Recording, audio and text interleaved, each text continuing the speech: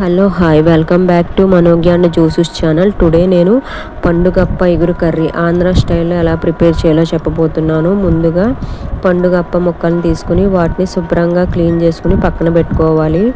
ఈ పండుగప్ప చేపని ఇగురు ప్రిపేర్ చేసుకోవచ్చు, పులుసు ప్రిపేర్ చేసుకోవచ్చు. నేనైతే ఇగురు కర్రీ ఎలా ప్రిపేర్ చేయబోతున్నానో చెప్పబోతున్నాను. ముందుగా ఇది ప్రిపేర్ చేయడానికి మనము చేప ముక్కల్ని ఉప్పు, కారం, పసుపు వేసి మ్యాగ్నేట్ చేసుకున్నాను. ఒక 5 minutes మ్యాగ్నేట్ చేసుకోవాలి.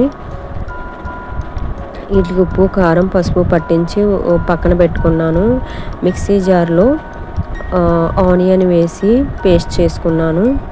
ఆనియన్ పేస్ట్ తర్వాత స్టవ్ ఆన్ చేసి గిన్నె పెట్టి దానిలో ఆయిల్ వేసాను. ఒక 3 tablespoons ఆఫ్ ఆయిల్ వేసాను. ఆయిల్ కొంచెం హీట్ ఎక్కిన తర్వాత నేను కరివేపాకును యాడ్ చేశాను. కరివేపాకు కొంచెం చిటపటలాడిన తర్వాత మనము పచ్చిమిర్చిని యాడ్ చేసుకోవాలి. పచ్చిమిర్చి స్పైసీ మీ ఇష్టం, ఎన్ని కావాలంటే అన్ని వేసుకోండి. నేనైతే 4 యాడ్ చేశాను.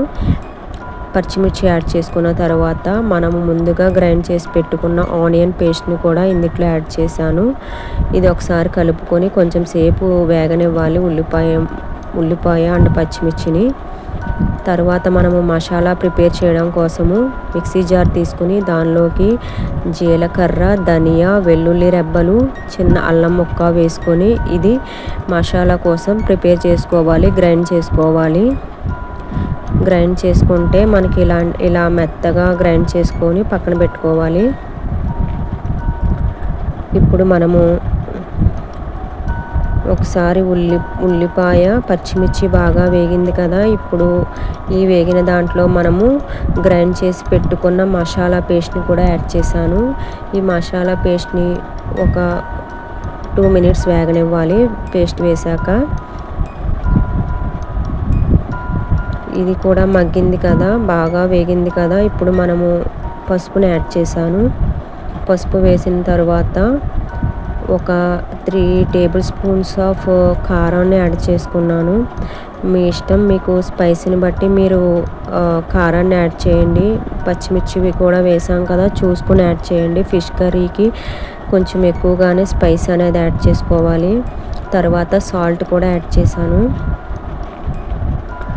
ఒకసారి కలుపుకొని మనము మ్యాగ్నేట్ చేసి పెట్టుకున్న చేప ముక్కలను కూడా ఇందులో యాడ్ చేసుకోవాలి. చేప ముక్కలు అన్నీ యాడ్ చేసిన తర్వాత ఒక 2 minutes అలా మగ్గనిచ్చి మనము వాటర్ యాడ్ చేయాలి. దీనిలో ఎక్కువ వాటర్ వేయకూడదు, చేప త్వరగా ఉడికిపోతుంది కాబట్టి 1 glass, చిన్న గ్లాస్తో 1 glass వాటర్ వేసి కొంచెం సేపు మగ్గనివ్వాలి. చూడండి, వాటర్ వేసాను. కొంచెం సేపు దీన్ని మగ్గనివ్వాలి.